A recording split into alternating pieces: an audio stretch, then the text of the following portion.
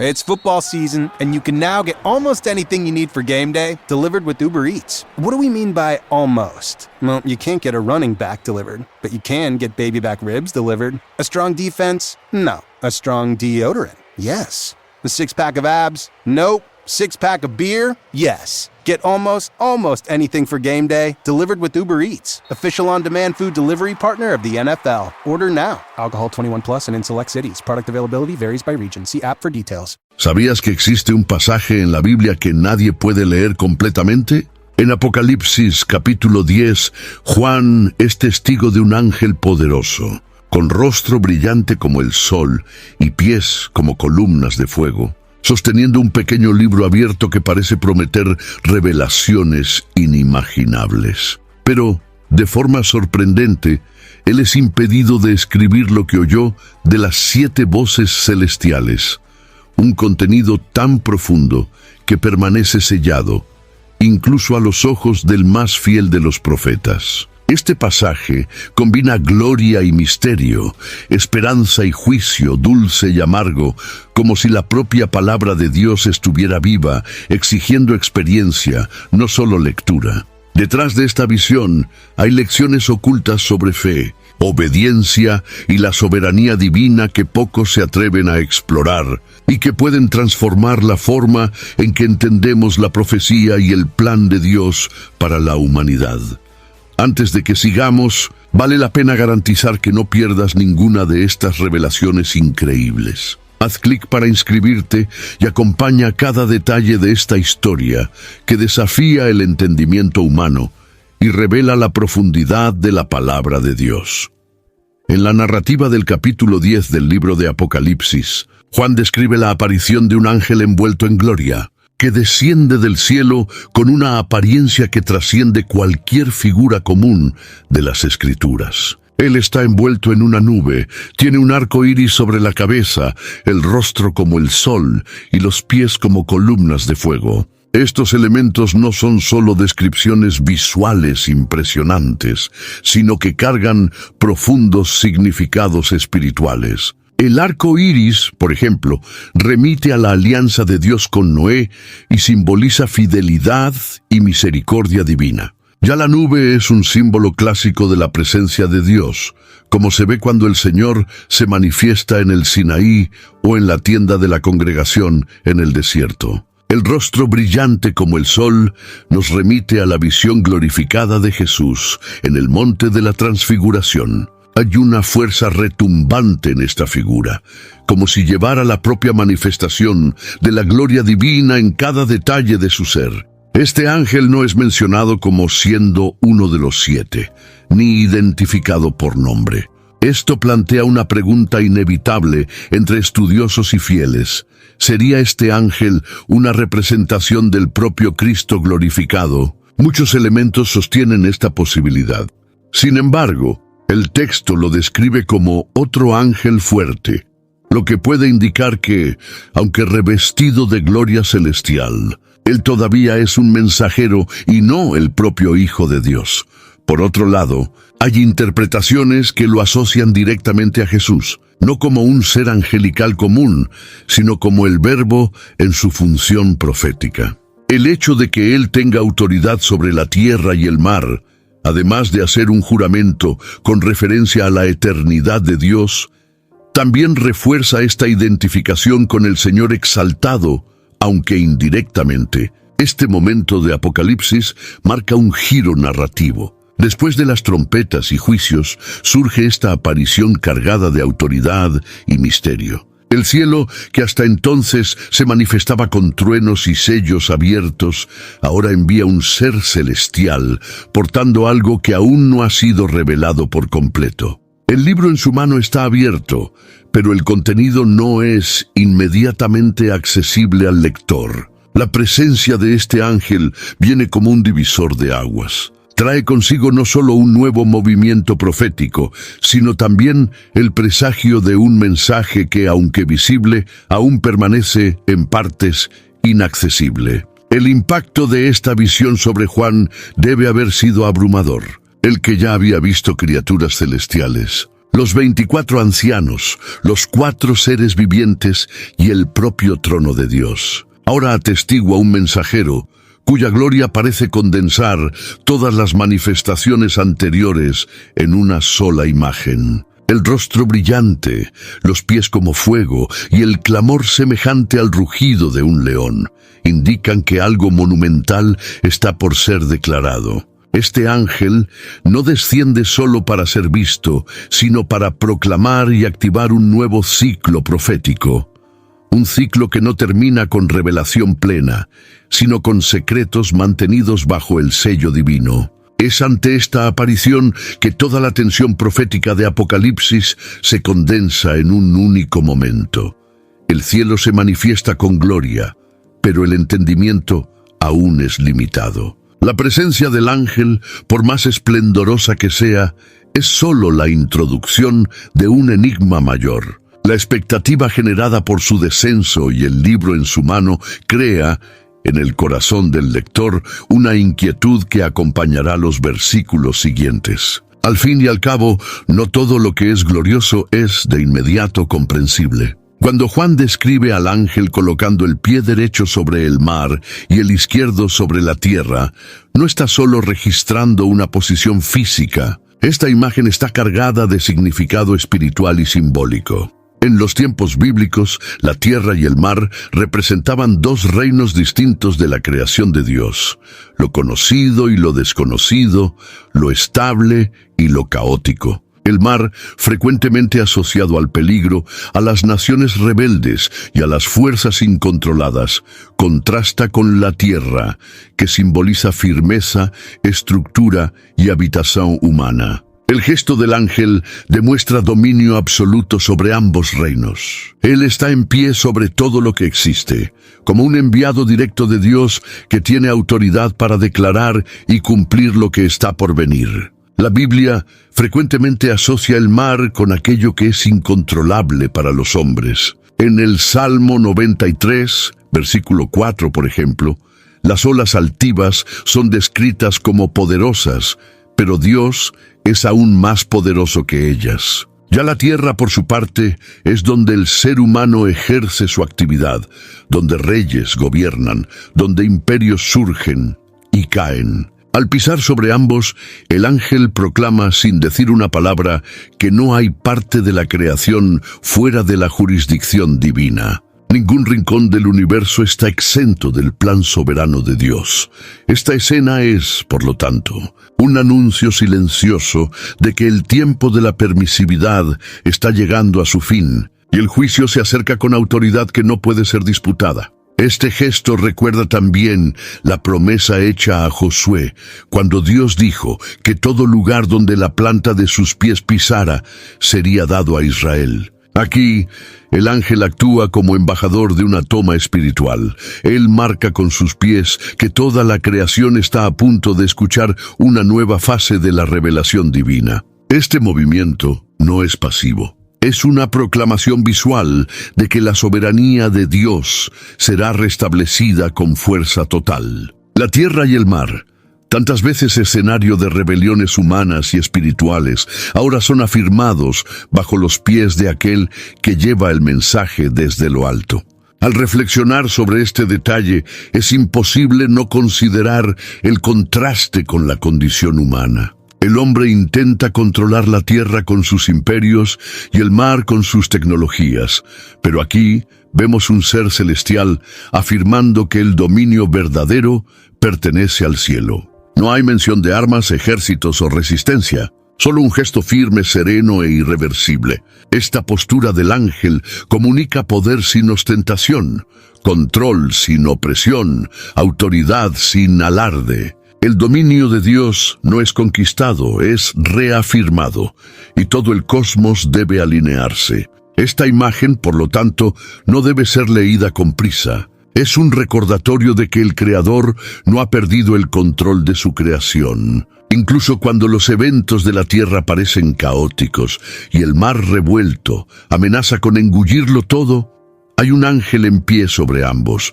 sosteniendo un libro y una misión. Esto es más que una escena profética, es una afirmación visual de la soberanía de Dios sobre todo lo que existe. El libro que el ángel lleva en su mano es descrito como abierto, lo que contrasta fuertemente con el libro sellado visto anteriormente en el capítulo 5 de Apocalipsis, que solamente el Cordero podía abrir. El uso del término pequeño libro, en griego biblaridión, sugiere no solo su tamaño físico, sino tal vez también su función específica. Él no es el libro de la vida, ni el libro de los juicios completos. AI is incredible. It can teach you how to fry an egg, and even write a poem, pirate style. Yarr! But it knows nothing about your work. Slackbot is different. It doesn't just know the facts, it knows your schedule. It can turn a brainstorm into a brief, and it doesn't need to be taught. Because Slackbot isn't just another AI, it's AI that knows your work as well as you do. Visit slack.com/meet Slackbot to learn more. So what do you want? What do I want? I want to use my degree for good, and in general. I kind of meant like a muffin or a latte. I want a job with a generous work-from-grocery store policy. You are here a lot. Debbie, please, I'm working. I want a job that will change the world. Ma'am, this is a drive-thru. And some nuggets. With LinkedIn's new AI-powered job search, you can find roles that match your unique skills, so you can dare to discover more. Visit linkedin.com/jobs to learn more. They always tell you there's a catch, a compromise, an asterisk. Terms apply. See store for details. May be less than advertised. May vary by mood. Probably. Sprite Zero Sugar? It's different. It's the lemon lime flavored refreshment you want with zero sugar. So, no fast voice? No caveats. Just refreshment. This is Sprite Zero Sugar. Obey your thirst. Es un volumen distinto, con un propósito preciso para este punto de la revelación. La apertura del libro implica que el contenido ya está accesible, pero la cuestión permanece. ¿Accesible a quién? El libro está abierto, pero eso no significa que será leído de inmediato o comprendido por todos. La posición del ángel, de pie sobre el mar y la tierra, sosteniendo este libro abierto, refuerza que trae un mensaje que atañe a todo el mundo. Se trata de una revelación con implicaciones universales. La apertura de este pequeño libro representa una nueva fase profética. Él no contiene solo palabras, sino una misión a ser vivida. Juan no es solo invitado a leerlo o proclamarlo, será llamado a comerlo. El contenido del libro no se limita a la información. Será experimentado en el cuerpo, provocando dulzura en los labios y amargura en las entrañas. Esto apunta a una dimensión de la profecía que va más allá del discurso, requiere un compromiso total. En términos teológicos, el libro puede ser entendido como una revelación parcial del plan de Dios para los últimos días. Una parte que, aunque importante, aún está conectada a lo que permanece sellado. La tensión entre lo que se revela y lo que sigue oculto está en el centro de la experiencia profética. El libro abierto representa lo que Dios desea que sea conocido ahora. Lo que está sellado, como veremos en las voces de los 7 trueno, seguirá siendo mantenido en secreto. Hay un tiempo para todo, para callar y para hablar, para abrir y para cerrar. Y esta distinción es parte de la formación espiritual de quien desea comprender los tiempos y las estaciones. Al mismo tiempo, hay algo profundamente personal en este gesto de llevar un libro abierto. El ángel no lo deja en el suelo, ni se lo entrega a Juan de inmediato. Él lo sostiene con autoridad, como quien guarda algo precioso y aún incompleto. Esta imagen nos lleva a preguntar qué partes de la voluntad de Dios ya están a nuestro alcance, pero aún no nos hemos dispuesto a comer. Hay muchas verdades disponibles, pero que requieren más que lectura. Exigen digestión espiritual, transformación interna y valor para proclamar incluso lo que es amargo. El pequeño libro es, por lo tanto, una invitación divina a la intimidad con la revelación. No es un espectáculo público, sino una experiencia personal. Él está abierto, pero exige aproximación. Él será comido, pero causará incomodidad. Él es parte del plan eterno, pero con implicaciones inmediatas. Y el hecho de estar en las manos de un ángel glorioso muestra que ninguna palabra de Dios viene sin peso, sin propósito, sin un llamado a la acción. Mientras reflexionamos sobre el libro que Juan comió, vale la pena compartir. ¿Qué imaginas que estaba en ese contenido sellado que ni él pudo escribir? Deja en los comentarios tu opinión. Es fascinante ver las perspectivas diferentes sobre un misterio tan antiguo. El sonido que sale de la boca del ángel no es un simple anuncio. Él ruge como un león. Esta elección de imagen es poderosa. El rugido del león es un sonido de autoridad, dominio y alerta. En toda la Escritura, el león es símbolo de realeza y fuerza, y el rugido de una convocatoria que silencia todo a su alrededor. Cuando este ángel glorioso ruge como un león, la propia creación parece pausar. Este momento evoca inmediatamente lo que el profeta Amós declaró. ¿Rugirá el león en el bosque sin que tenga presa? ¿Hablará el Señor Dios sin que revele su secreto a sus siervos, los profetas? Amós capítulo 3, versículos 7 y 8. El rugido del ángel, por lo tanto, no es solo sonido. Es declaración divina que precede algo sagrado y anuncia una comunicación que viene directamente del trono celestial. El rugido de este ángel no es aislado. Desencadena una reacción inmediata en el cielo. Los 7 trueno hacen oír sus voces. Este encadenamiento revela algo sobre el orden y la sensibilidad del mundo espiritual. Cada acción celestial provoca una respuesta. El rugido desencadena voces, como si todo el ambiente espiritual estuviera en sintonía con aquel grito. Y esto nos muestra un principio fundamental. Cuando el cielo habla, nada permanece indiferente. El grito del ángel es una convocatoria universal. No está dirigido solo a Juan, sino que reverbera en toda la creación, tanto visible como invisible. ¿Por qué un rugido y no una voz tranquila? Porque hay urgencia, hay peso, hay un mensaje que no puede ser ignorado. En la cultura bíblica, el león era temido y respetado. El rugido imponía respeto, silencio y expectativa. No se trata de un discurso diplomático, sino de una proclamación con autoridad indiscutible. Juan, como profeta, no solo oye, siente el impacto de este rugido en su alma. Es como si el cielo dijera, ¡atención! Algo crucial está a punto de ser revelado. Y esto nos hace reflexionar sobre nuestra propia sensibilidad espiritual. ¿Tenemos oídos para oír cuando Dios habla con ese nivel de intensidad?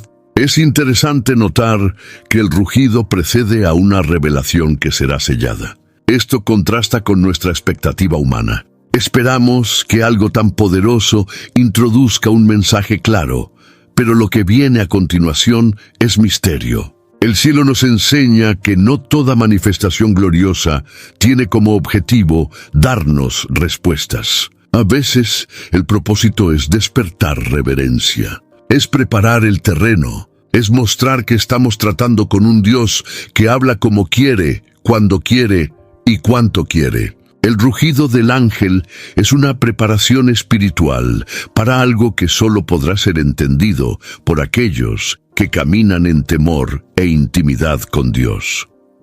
El sonido del cielo nunca es vacío, lleva propósito, incluso cuando el contenido no es revelado.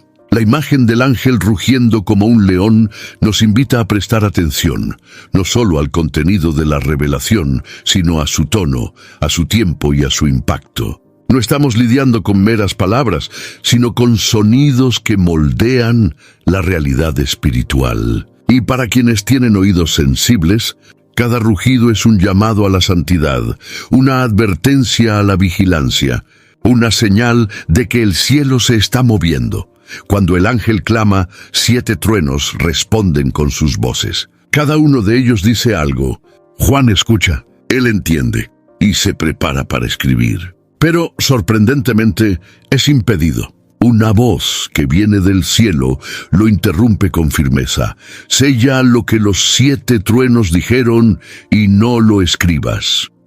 Esta orden revela una dimensión impresionante de la revelación profética. Hay cosas que, aunque son comprendidas por aquellos que las presencian, no están autorizadas a ser compartidas. Este mandato nos obliga a reconocer que Dios no revela todo al mismo tiempo, y que hay misterios que Él elige guardar para sí, por razones que solo Él conoce.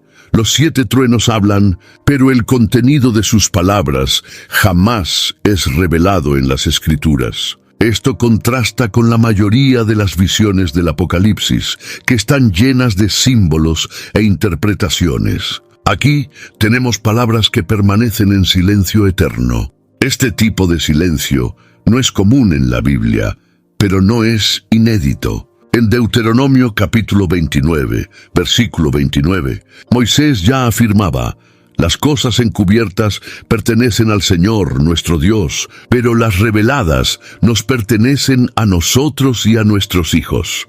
Esta declaración resuena directamente con lo que ocurre en este punto del Apocalipsis. Las 7 voces dijeron algo tan sagrado, tan específico, que no era para que el público lo supiera, ni siquiera en generaciones futuras. La orden para Juan de no escribir nos enseña algo crucial sobre el equilibrio entre conocimiento y sumisión. Hay una tentación en todo estudioso de las Escrituras: intentar entender todo, descifrar cada detalle, llenar cada vacío. Pero este episodio nos muestra que el verdadero siervo también sabe callar ante lo que Dios decide ocultar. El silencio impuesto a Juan no fue resultado de falla, sino de fidelidad. Él oyó, pero no transgredió. Él supo lo que muchos nunca sabrán, pero respetó el límite de la revelación. Y eso lo elevó aún más como profeta, no solo por lo que habló, sino por lo que supo guardar.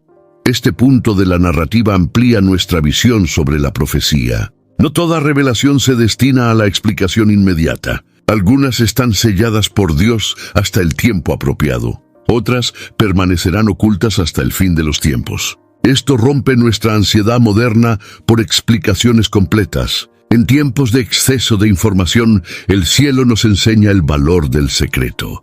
No todo es para ser dicho ahora. No todo está al alcance de nuestra comprensión actual. Y está bien. La fe, después de todo, no depende solo de lo que se sabe, sino de cuánto se confía en el carácter de quien habla. Juan no protesta, no cuestiona, no insiste. Él simplemente obedece. Este silencio sagrado debe resonar también en nosotros. En lugar de querer desvelar a la fuerza los misterios divinos, tal vez deberíamos aprender con el ejemplo del apóstol: escuchar, honrar y guardar. En tiempos de tantas voces, lo que los 7 truenos dijeron permanece como un recordatorio de que hay misterios en el cielo que aún esperan el tiempo determinado para manifestarse. Y hasta entonces, el silencio también es sagrado. El silencio ordenado a Juan revela más que un simple secreto celestial. Expone una pedagogía divina que pocos comprenden. Dios no es un contador de historias ansioso por entretener a la humanidad. Él revela conforme al tiempo, conforme a la madurez espiritual del pueblo, conforme a los ciclos de su propósito eterno. Al ordenar que Juan no escribiera lo que oyó de los 7 truenos, el cielo no solo escondió un contenido, sino que formó un principio. Hay revelaciones que no deben ser publicadas, ni siquiera cuando son comprendidas por hombres santos. Juan se ve ante una voz que viene del cielo, una voz que no se identifica, pero que lleva una autoridad indiscutible y recibe un imperativo divino que interrumpe la narrativa: no escribas. Esta interrupción trae un contraste con el resto del libro del Apocalipsis, que está lleno de mandatos como escribe a las iglesias o registra estas palabras. El patrón aquí es diferente. Es como si el propio cielo dijera: este contenido es real, fue comunicado, pero será reservado para otra esfera. No es un error de narrativa. Es una elección deliberada de Dios.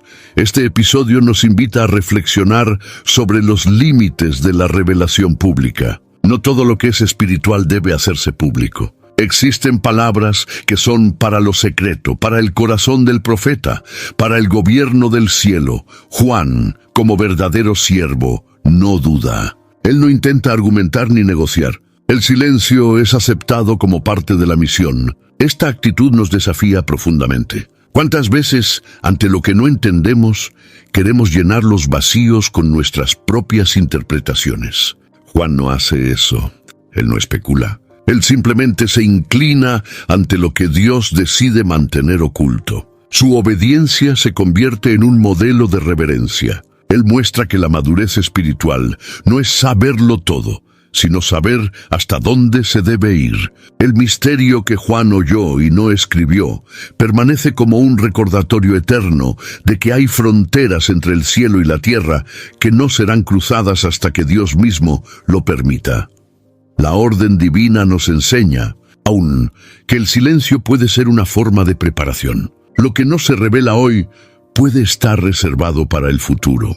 Esto está en armonía con otros pasajes bíblicos que hablan de tiempos y estaciones. En Daniel capítulo 12, versículo 9, el profeta también recibe una orden similar.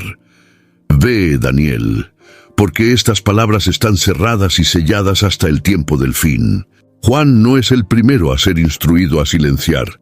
Él simplemente sigue una tradición profética de sumisión a un Dios que controla el tiempo con perfección. Este mandato nos obliga a enfrentar la profecía con humildad. En un tiempo donde todo es comentado, opinado y divulgado, el cielo enseña que hay revelaciones que no son para todos, al menos no ahora. La obediencia de Juan al no escribir lo que oyó es un acto tan profético como los textos que él de hecho registró. A veces, la mayor enseñanza no está en lo que es revelado, sino en lo que es respetado. Y ante la voz del cielo, el silencio del siervo es más elocuente que 1000 discursos. Luego de la orden de silencio sobre las 7 truenos, Juan atestigua un gesto solemne. El ángel levanta la mano derecha al cielo y hace un juramento. Este gesto está cargado de autoridad. En las Escrituras, levantar la mano en juramento es un acto de invocación de la verdad y de la fidelidad divinas. En Génesis capítulo 14, versículo 22, Abraham también levanta la mano al Señor, el Altísimo, como un voto de fidelidad. Aquí el ángel invoca al que vive para siempre, que creó el cielo, la tierra, el mar y todo lo que en ellos hay.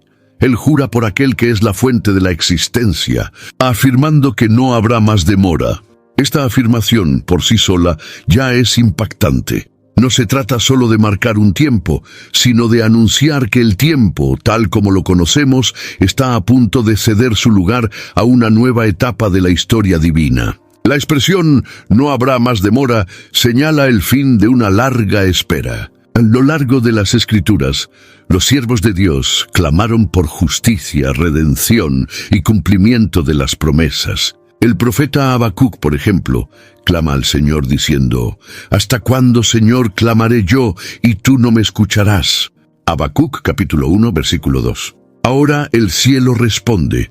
El tiempo de la espera está a punto de terminar. El juramento no es simbólico, sino definitivo. Es un hito profético que separa eras. El tiempo de la paciencia divina, de la prolongación de la gracia y de la intercesión silenciosa está llegando a su límite. Dios ha sido paciente, no deseando que nadie perezca, conforme escribe el apóstol Pedro en su segunda carta, capítulo 3, versículo 9.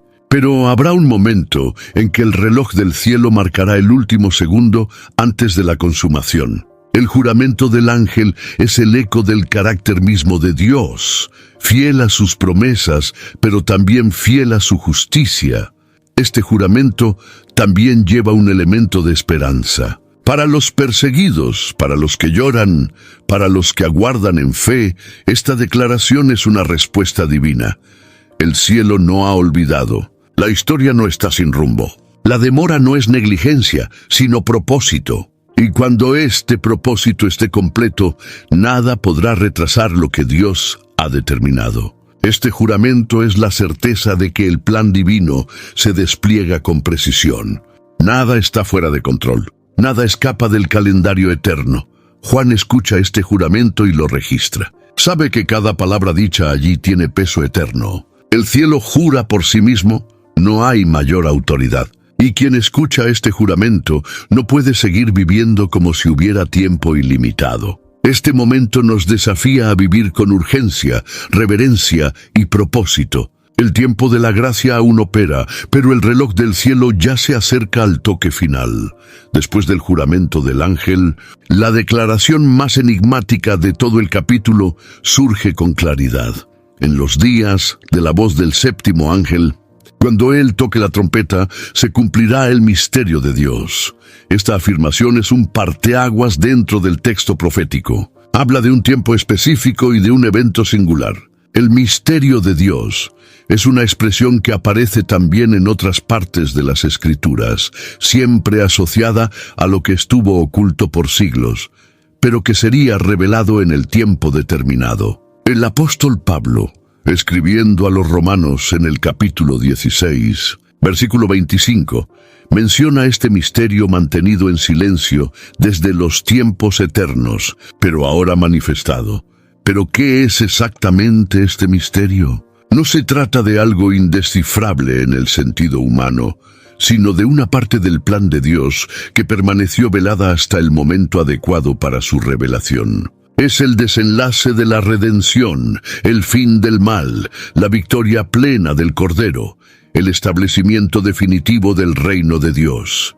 El misterio no es ausencia de sentido, sino plenitud aún no revelada. Y este misterio se cumplirá cuando el séptimo ángel toque su trompeta, lo que nos conecta directamente a los juicios que siguen en el capítulo 11. La referencia al cumplimiento indica que algo que estaba en curso será finalmente concluido. El misterio de Dios no es algo nuevo que aparece de repente, sino el cierre de una obra que comenzó en la eternidad y se extendió a lo largo de la historia bíblica. Desde Génesis, Dios ha estado guiando la historia con precisión. Cada pacto, cada profecía. How does PwC take your company to the leading edge?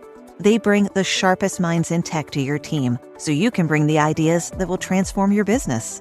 They're passionate about your industry, so you can walk into any room with every advantage. And they're with you every step of the way, so you can know you're headed in the right direction.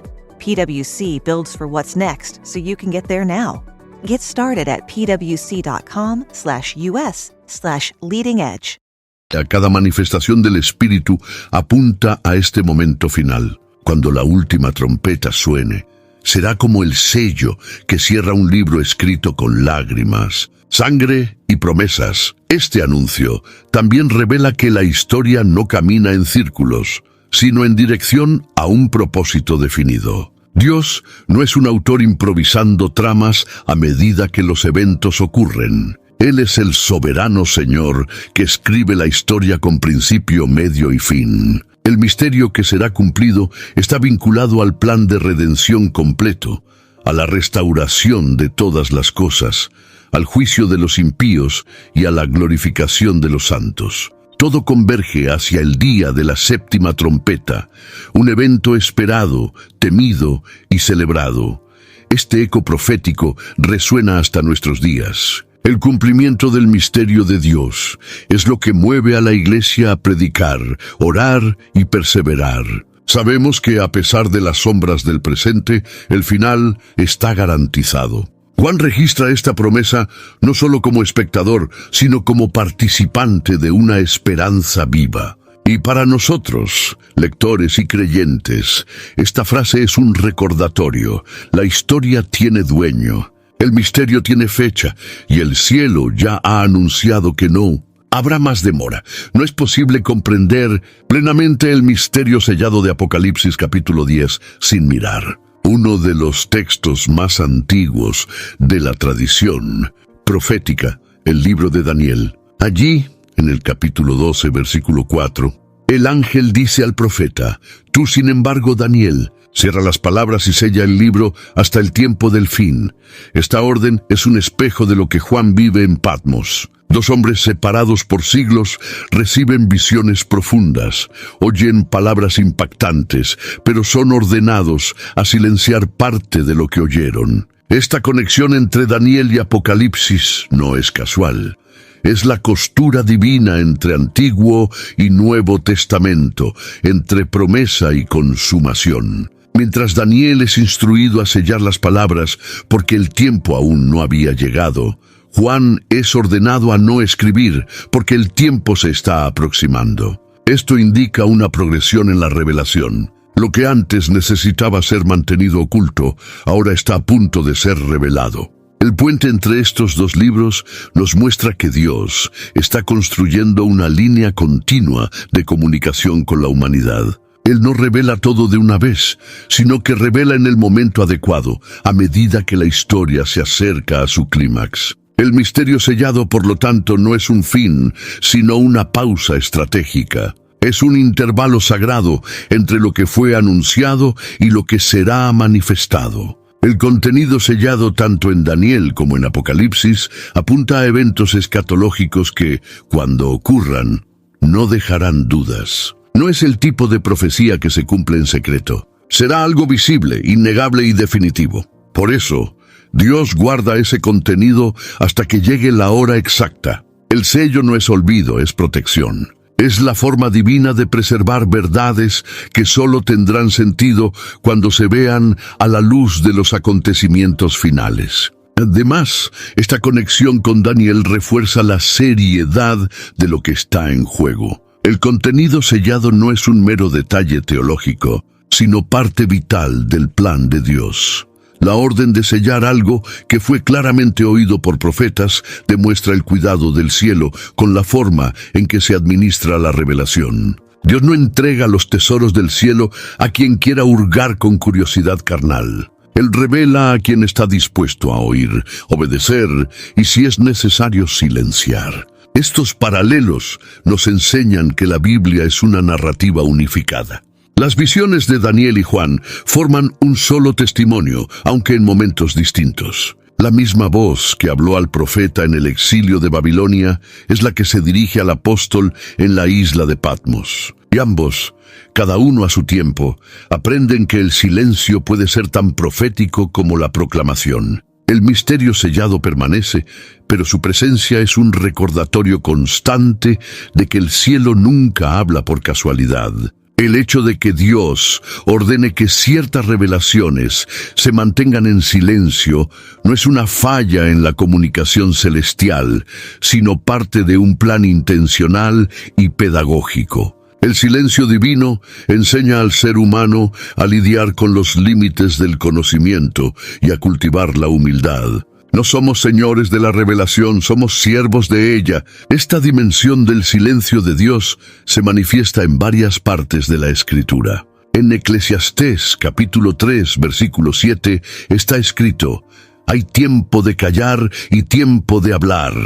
El mismo Dios que habla también silencia, y ambos actos son igualmente significativos. El silencio de Dios puede parecer desconcertante para la mente moderna, acostumbrada a respuestas instantáneas. Vivimos en una era donde la duda se ve como falla y lo desconocido como algo que hay que eliminar a cualquier costo. Sin embargo, el misterio es parte de la estructura de la fe bíblica. El propio Cristo hablaba por parábolas, no para hacer las cosas más claras, sino para ocultar ciertas verdades de corazones endurecidos, como afirmó en Mateo capítulo 13, versículo 13. Dios, en su sabiduría, oculta para preservar, para proteger y para guiar el corazón humano en la búsqueda, no en la presunción. Esta postura divina nos confronta. Queremos respuestas, pero Dios ofrece procesos. Deseamos mapas y Él nos da brújulas.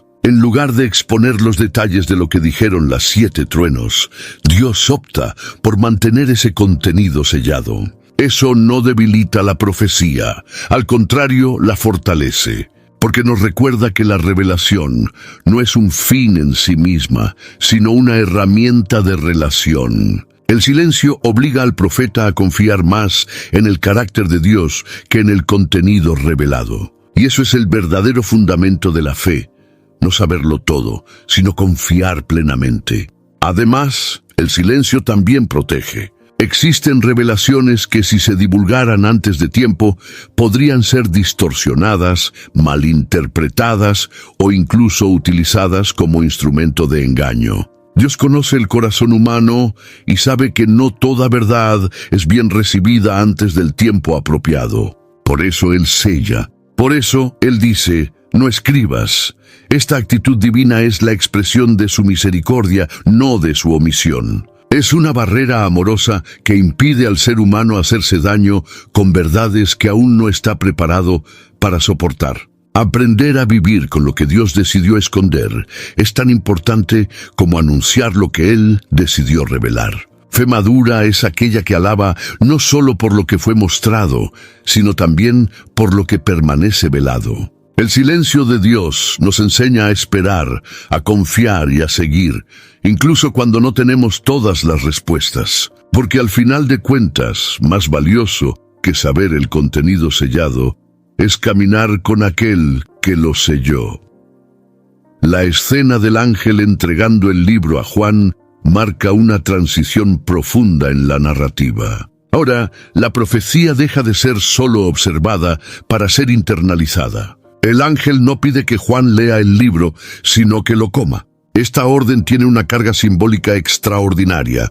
Comer, en el lenguaje bíblico, es convertir algo en parte de sí. Es absorber, integrar, vivir.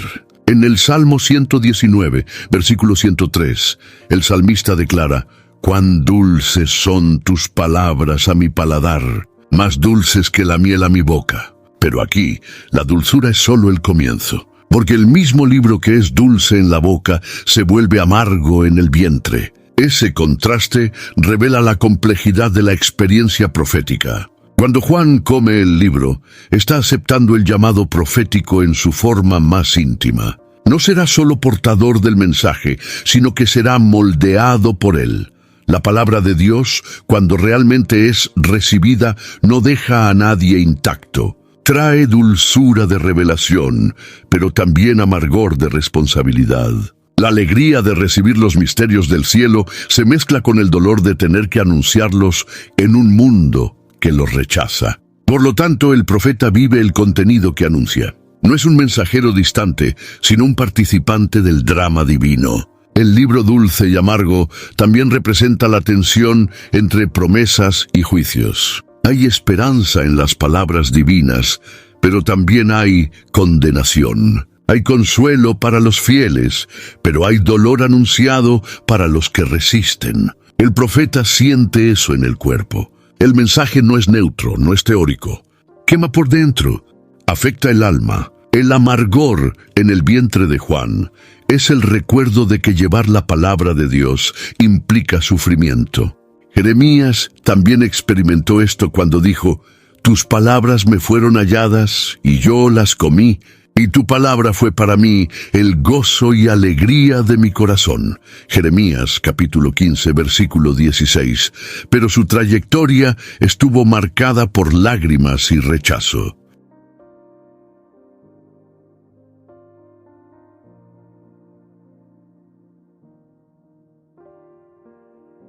Esta escena también nos confronta con la superficialidad de la fe moderna. Muchos quieren la miel de la palabra, pero rechazan el bilis. Quieren promesas, pero no aceptan enfrentamientos. Juan nos enseña que la verdadera vocación profética pasa por este camino estrecho. Primero, se saborea la revelación con alegría, pero luego debe ser digerida con lágrimas. Solo quien vive esta tensión puede hablar con autoridad. Porque solo quien ha probado del libro amargo puede consolar a los que sufren y advertir a los que están adormecidos. Comer el libro es un llamado para que la palabra de Dios no sea solo proclamada, sino encarnada. Debe entrar en el alma, transformar los afectos, reorientar los deseos, y solo entonces, después de amargar por dentro, podrá ser proclamada con verdad. El profeta no es un comunicador de discursos religiosos. Es un hombre que arde por dentro, que lleva el cielo en el estómago y que vive aquello que anuncia. La orden para Juan de comer el libro no fue una sugerencia ni una opción teológica. Fue un imperativo divino. «Tómalo y cómelo», dijo el ángel. Este comando ecoa lo que ocurrió con Ezequiel en el capítulo 3 de su libro, cuando también fue instruido a comer un rollo escrito por dentro y por fuera. Allí, Ezequiel capítulo 3, versículo 3, registra que ese libro fue dulce como miel. Pero, al igual que Juan, el profeta enfrentó gran oposición y amargura después de absorber el mensaje. Esto muestra que la vocación profética no es solo recibir revelaciones, sino absorberlas hasta que se conviertan en parte de la propia carne. El acto de comer el libro indica que el mensaje profético necesita pasar por un proceso interno antes de ser comunicado al mundo. Dios no llama a Juan solo para anunciar, sino para ser transformado por la palabra que anunciará. Es una experiencia personal, intransferible, que marca al profeta de forma permanente. La palabra profética solo tiene autoridad cuando proviene de un corazón que la lleva con verdad, con lágrimas, con temor. No es un texto memorizado, sino un mensaje digerido, sufrido, vivido. El llamado a comer el libro también revela que Dios trabaja de dentro hacia afuera. No le interesan oradores carismáticos que saben mover multitudes con discursos vacíos. Busca hombres y mujeres que tengan el valor de absorber su palabra hasta el fondo, que estén dispuestos a cargar las consecuencias de esta digestión espiritual. El vientre de Juan se convierte en el lugar del conflicto entre lo dulce de la revelación y lo amargo de la misión. Comer el libro es aceptar que la profecía afectará cada parte del ser. Emociones, cuerpo, alma e incluso las relaciones más profundas. Es significativo que el ángel diga, tómalo antes de cómelo. Esto muestra que hay un paso activo en la recepción del mensaje. Dios ofrece, pero el profeta necesita extender la mano. Hay un momento de elección. Juan no fue forzado, aceptó, se rindió, y al comer selló su responsabilidad con el cielo. Este llamado también nos confronta. ¿Cuántos de nosotros queremos la gloria de la revelación, pero evitamos el dolor de la responsabilidad? Comer el libro es atravesar este umbral. Es salir de la teoría y entrar en la práctica. Es convertirse en un testigo vivo de lo que se cree. Este llamado no se restringió a Juan. Aún hoy, Dios busca corazones dispuestos a comer lo que Él revela. La generación que desea escuchar la voz de Dios necesita primero aceptar el costo de digerirla. Y eso requiere entrega, requiere valor, requiere un hambre que va más allá de la curiosidad, un hambre espiritual, que solo se sacia cuando la palabra de Dios deja de ser un texto distante y se convierte en parte de la propia sangre que corre por las venas. El contraste entre el sabor dulce en la boca y la amargura en el vientre es más que una experiencia física vivida por Juan, es una metáfora profunda de la vida profética. El dulce representa la belleza de la revelación, la esperanza del cumplimiento de las promesas de Dios, el privilegio de recibir directamente del cielo una porción de su verdad. Pero el amargo revela el costo que esta verdad impone al mensajero. Es el peso de la responsabilidad, el dolor de llevar un anuncio que no siempre será bien recibido y la tensión constante entre el consuelo de la promesa y el peso del juicio. Este equilibrio delicado está presente en toda la trayectoria profética de la Biblia. El profeta Habacuc, por ejemplo, describió una situación similar cuando dijo: «Mi vientre estremece a su voz, temblaron mis labios, la podredumbre entró en mis huesos y estremecí dentro de mí». Habacuc capítulo 3, versículo 16. Él había contemplado la gloria de Dios, pero también sintió el terror de lo que estaba por venir. El dulce y el amargo caminan juntos en el viaje de quien realmente escucha la voz del cielo. No hay forma de separar la belleza del llamado del dolor de cumplirlo. Ambos son parte de la misma comida espiritual. El dulce en la boca simboliza la excitación inicial de quien recibe algo de Dios. Es el brillo en los ojos, el entusiasmo al comprender un misterio, la satisfacción del alma que se alimenta de la verdad. Muchos se detienen ahí, quieren solo el paladar suave de la revelación. Pero el proceso no termina en la boca, desciende hacia las entrañas, se digiere, y allí, donde mora la intimidad de la conciencia, surge el amargor, porque lo que era alegría se convierte en misión, y lo que era júbilo se convierte en carga. En este punto muchos desisten, no pueden soportar el dolor que acompaña la verdad. La amargura no es una señal de que algo está mal, sino de que algo es real. Juan no estaba enfermo, él estaba transformado. El libro, al descender al vientre, revela su peso. No es una doctrina ligera, no es una poesía espiritualizada, es la palabra viva de un Dios que está para actuar con justicia y misericordia al mismo tiempo. Esto genera incomodidad, porque confronta todo lo que es humano, frágil y limitado. La profecía, digerida correctamente, siempre desestabiliza antes de edificar. Para cada profeta verdadero, siempre habrá esta tensión. Ser portador de una revelación divina es un privilegio, pero también una cruz. El dulce no debe ser ignorado, porque sostiene el alma. Pero el amargo no puede ser rechazado, porque purifica la motivación. El equilibrio entre los dos define el carácter de quien habla por Dios, y es en este campo de batalla interior que Juan se convierte, más que un apóstol, en un testigo vivo de lo que aún está por suceder. Después de comer el libro y experimentar sus efectos, Juan recibe una nueva orden. Es necesario que profetices otra vez a muchos pueblos, y naciones, y lenguas, y reyes.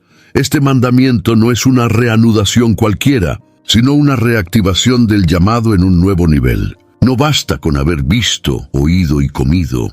Ahora es necesario hablar. La profecía, que antes era solo un mensaje celestial, se convierte ahora en una misión terrenal. Y esta misión no tiene fronteras. Se dirige a todos, pueblos, naciones, lenguas y reyes. Es un llamado global, intransferible e inaplazable. La énfasis en otra vez revela que Juan ya había sido un instrumento profético antes, pero que ahora necesitaba entrar en una nueva fase. No es una repetición en el sentido de hacer lo mismo, sino una renovación, una intensificación. La experiencia con el libro amargo lo preparó para hablar con otra profundidad, otra autoridad, otra dimensión de claridad espiritual. Es como Isaías, que después de ver al Señor exaltado y ser purificado con el carbón encendido, escucha la pregunta: ¿a quién enviaré y quién irá por nosotros? Isaías capítulo 6, versículo 8. La respuesta de Juan, ahora silenciosa, es su propio acto de obediencia. Profetizar a pueblos, naciones, lenguas y reyes es un desafío que va más allá de la capacidad humana. Juan está exiliado, aislado, sin recursos. Pero el cielo no mide las condiciones terrenales, envía con base en la preparación celestial. Esta nueva comisión muestra que la verdadera autoridad espiritual no proviene de la posición ni de la estructura visible, sino de la fidelidad al proceso invisible. Juan, ahora marcado por la dulzura y la amargura de la palabra, está apto para hablar al mundo. Su voz llevará no solo el sonido de la profecía, sino el peso de quien la ha vivido. Este llamado también refleja el alcance universal del mensaje de Dios.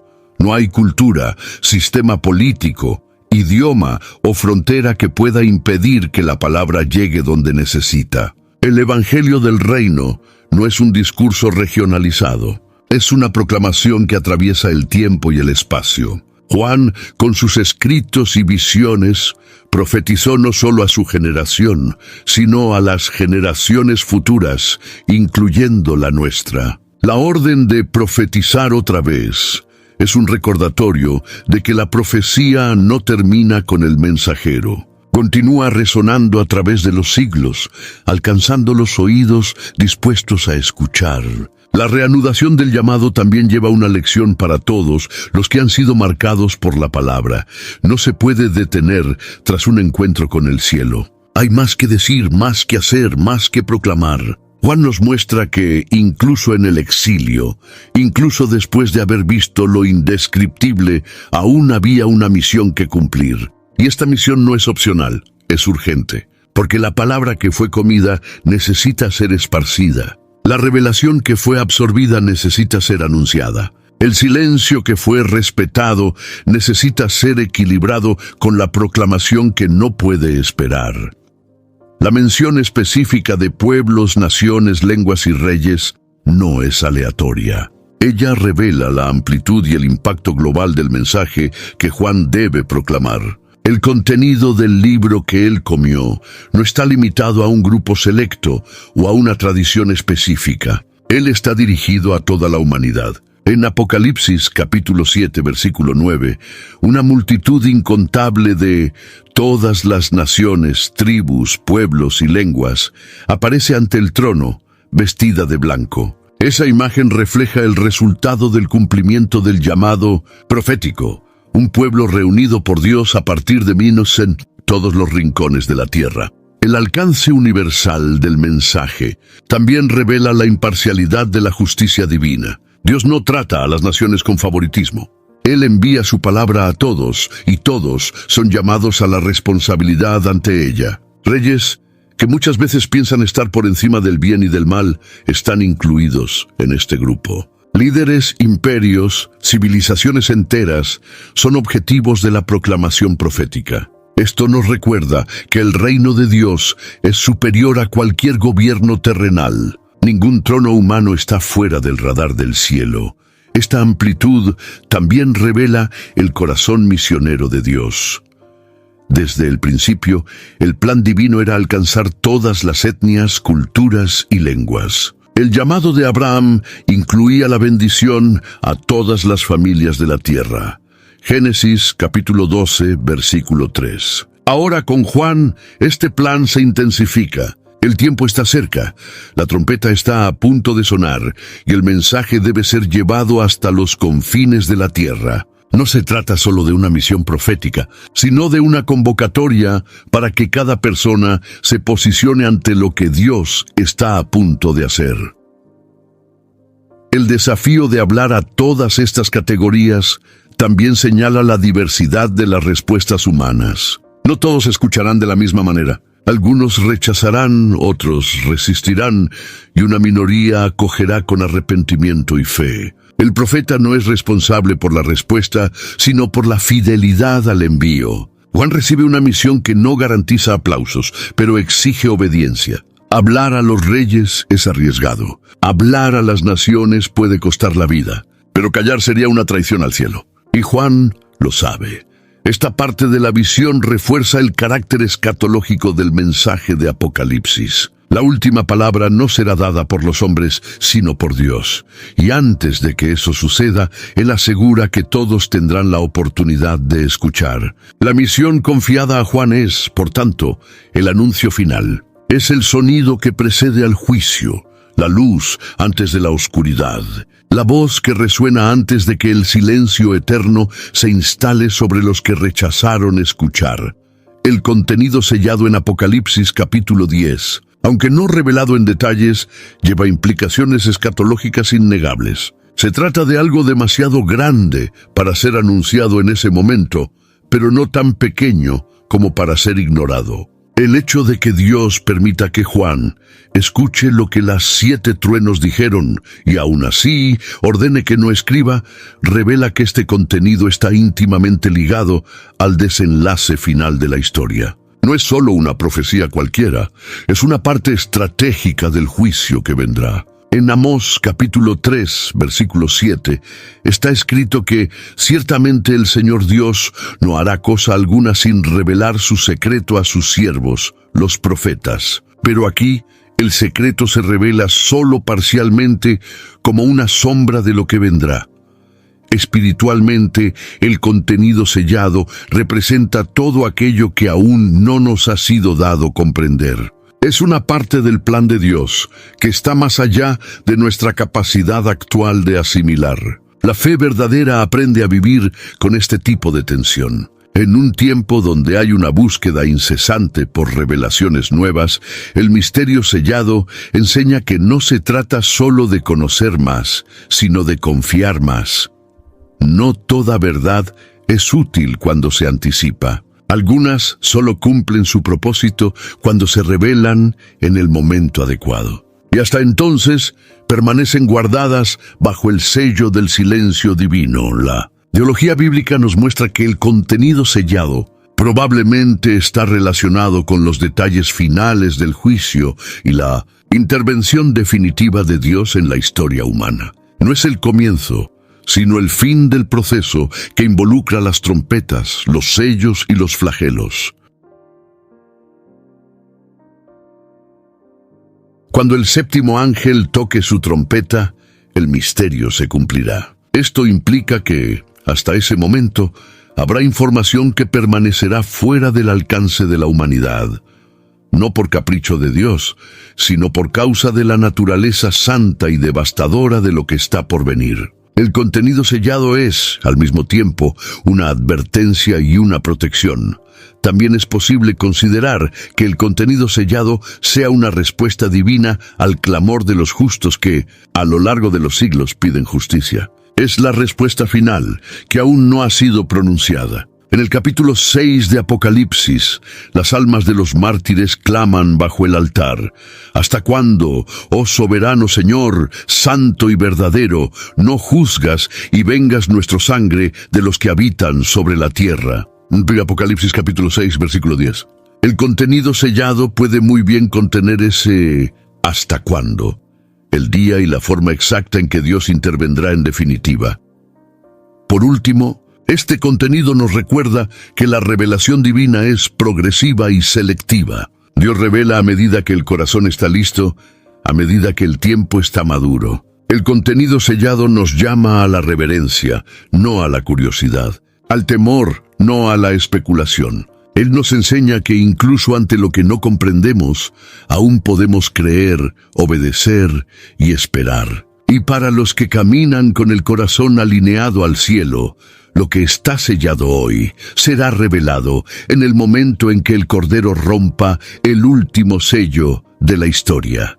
Dios siempre ha trabajado con misterios. Desde el jardín del Edén hasta la consumación del reino, el Eterno ha revelado su voluntad por partes, como quien enseña a un niño a caminar, paso a paso. Esta pedagogía divina no está hecha para confundir, sino para formar. Él nos revela lo suficiente para avanzar, pero oculta lo bastante para que dependamos de Él.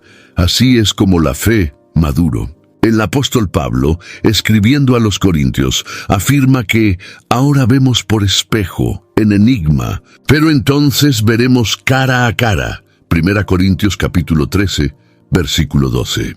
El misterio, por lo tanto, no es un obstáculo para la fe, sino el entorno en el que ella florece. Los misterios ocultos de Dios tienen el poder de mantener el corazón humano en reverencia y vigilancia. Lo que se nos revela puede convertirse en rutina, pero lo que se mantiene en secreto exige búsqueda, dependencia y humildad. Esta es una de las razones por las que Dios permite que ciertos contenidos sean sellados, para recordarnos que Él es Dios y nosotros no. Que Él gobierna los tiempos y los eventos con sabiduría eterna y que no somos sus consejeros. Cuando el cielo dice aún no, nos está invitando a confiar, incluso sin ver. El silencio de Dios ante los misterios no es ausencia, sino presencia silenciosa. Hay momentos en que la revelación vendría a estorbar, como un niño que recibe un mapa complejo cuando aún ni sabe leer. Dios habla cuando estamos listos para escuchar. Hasta entonces, Él nos moldea con el silencio. Los misterios que permanecen ocultos forjan en nosotros la paciencia, la esperanza y la fe que no depende de señales visibles. Esta pedagogía es dura pero profunda, y Juan la vivió en su forma más intensa.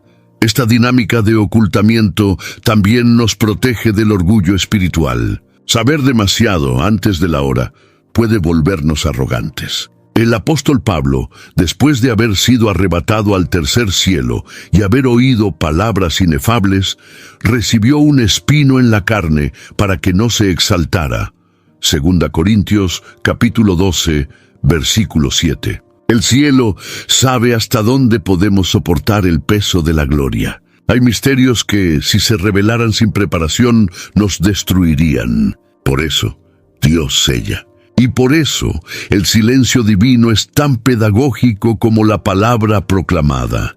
Entender que algunos misterios permanecerán ocultos hasta el fin no es motivo para frustración, sino para adoración. Porque lo que ya ha sido revelado es suficiente para guiarnos a la salvación. Y lo que está oculto nos garantiza que el Señor aún está al mando. La fe que crece en el misterio es la fe que se sostiene en la eternidad.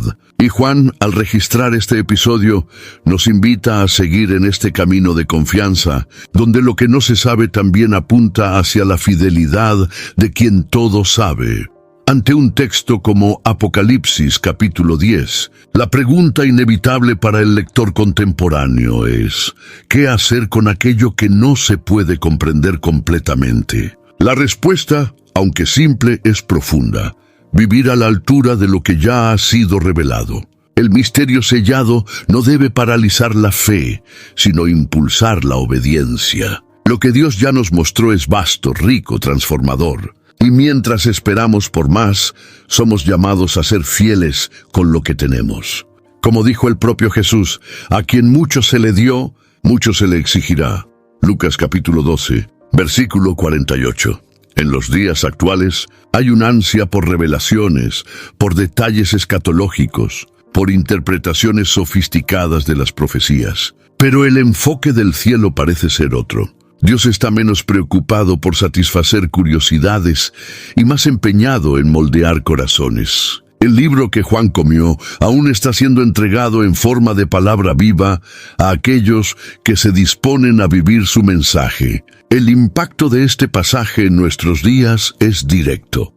Nos enseña que la madurez espiritual no se mide por cuánto sabemos, sino por cuánto obedecemos. En tiempos de incertidumbres globales, crisis morales e inestabilidades espirituales, el llamado de Apocalipsis capítulo 10 es un recordatorio de que la palabra de Dios aún es dulce y amarga. Ella consuela y confronta, alimenta y corrige, y aún lo que está sellado, incluso lo que todavía no podemos leer, tiene propósito. El silencio de Dios carga sentido. La ausencia de ciertos detalles es parte de nuestra formación espiritual. Saber que hay cosas que solo se revelarán al final nos lleva a vivir el presente con más temor, más enfoque y más esperanza.